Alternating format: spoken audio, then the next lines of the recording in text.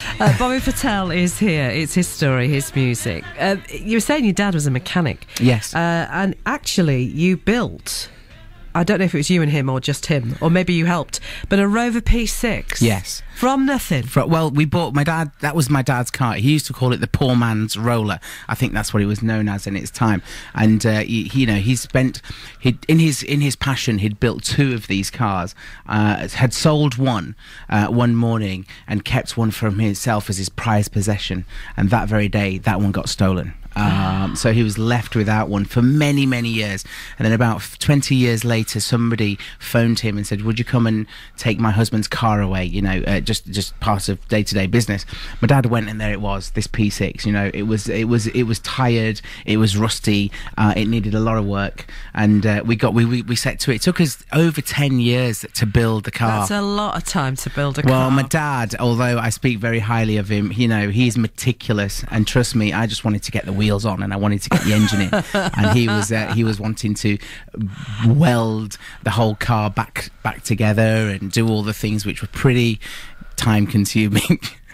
He made you a Batmobile. He did, yeah. He's a full-sized Batmobile. Which were you, Batman or Robin? Who, me? Definitely Batman. Wait. Yeah. Thinking of Del Boy here. Yeah, I know, exactly. I'm really sorry. But you could drive this thing? You could drive this thing, yeah. It was my dad had been asked by one of his friends who ran a toy shop to build something for a marketing, you know, Batman was going to save Santa Claus that year at Christmas. Like he does. Yeah. Like he does. So, you know, he was building it, but what a great thing, you know. I mean, I'll never forget that. You know, I was very, very young at the time, and my dad had, you know, drove home a Batmobile, a full-size living Batmobile. It was absolutely amazing. Now, your parents founded the restaurant. Yes. But was it a restaurant initially? Were you weren't selling meals as such, were you? What was it? The restaurant Prashad was formed about 22 years ago, and it was on the basis that my dad wanted to get out of the restaurant, out of the mechanic game, and wanted to sort of look at something which kept him closer to the family. And it was a deli, so you know, it was a traditional Indian deli which sold Indian sweets, Bombay mixes, and it also conveniently had a laundrette attached to it, so Dad could play with his tools and make sure that the machines worked. And we had a second business and a deli which my mum could, you know, go and flourish in. She was a phenomenal chef from a very, very young age, and my dad always had an inkling, so did I actually, that, you know, what she could do with food was something which needed to be shared. Now, did she teach you how to cook? Were you a boy at her knee or not? No, not at all. She wouldn't teach me how to cook. I wasn't really interested in that. To be honest, I was more interested in the garage business, and you know, it was a bit of Batman that did that. It was Batman, yeah. But even there, my dad, you know, I would help him, but it would always be like an assistant. He never really shared mechanics or engineering with me because he felt that wasn't a career path. So I was in the office, doing the invoicing or doing the VAT, doing anything that was educational, and that was an office job. You know, that was really sort of where he was nurturing me into. But yeah, no, I can't cook. I'm actually writing at the moment. Me and my mum are writing her first recipe book. So this is something again that's come off the back of the program. Yeah. We will hopefully to have one out in September. And sitting down with Mum, who's just a genius, you know, and she's thousands of recipes in her head, and we sit down and we talk and we start writing. So although I can't cook, I'm getting quite knowledgeable. Don't you think you should learn? You know the old saying, too many chefs. You know, do you argue with her? There's many chefs in my family who are very passionate about food, so I think I fairly provide the balance, and I'm passionate about eating. You just eat it. Yeah, I eat it. Yeah, fair enough. Bobby Patel is here. We're talking about the journey of his family, himself, to awards from a very small business in Bradford that's won multi awards, which he's very, very proud, including time spent with Gordon Ramsay, and who was okay. He was. I'm just double checking that.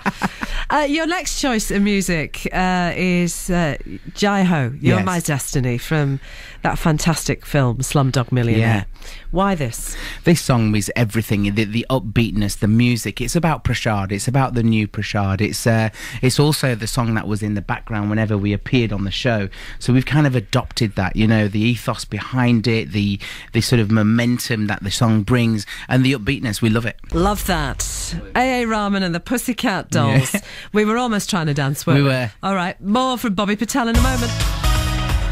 West Yorkshire Travel. BBC Radio Leeds. Hello, let's update us on the latest, please. Hello, thank you very much. The M62, it's on the move despite the roadworks, junction 27 to 28, it's doing okay through there.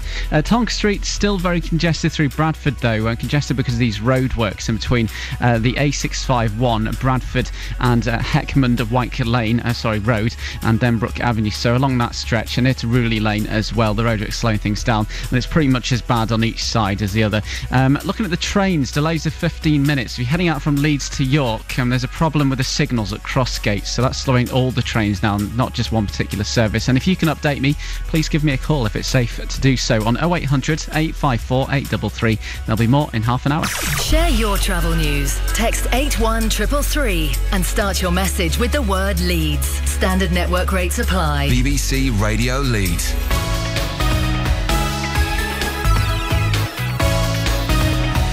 I'm Liz Green. This afternoon we're one-on-one with Bobby Patel. He runs one of Bradford's most successful businesses, a family-run Indian restaurant, Prashad. It's a multi-award winning eatery. It's been on with Gordon Ramsay. You made it into the final of the Best Restaurant competition, which was live television, very nerve-wracking, and you did very, very well, and you've won several other awards. A lot of people, when they talk about Bradford, they're either totally passionate and claim it as their own, or feel sorry for it. Yeah. I think. What's it like running a successful business there? Well, do you know, we've over the last few years, we've had many people who probably aren't from Bradford travelling into Bradford to come and, they're in Yorkshire, they want to come into Bradford. There's various other things that they do, but they want to come and visit Prashad. So, we're very proud, really, that we've been able to. Bradford has had it difficult, just as many other cities have, and it's got its challenges in front of it, but so has everyone. The UK in itself is everywhere is struggling at the moment. So you've got to find the positives. I think it's the culture of easy to see the one that's struggling the most and try and look at them. And I guess from my point of view, I like the fact that watch this space. There's more to happen here. And one of the reasons why, as we now look to relocate and move to a little bit of a bigger premises, we've not decided to move anywhere other than. So you're going to stay in Bradford. We're staying in Bradford, yeah. Yeah.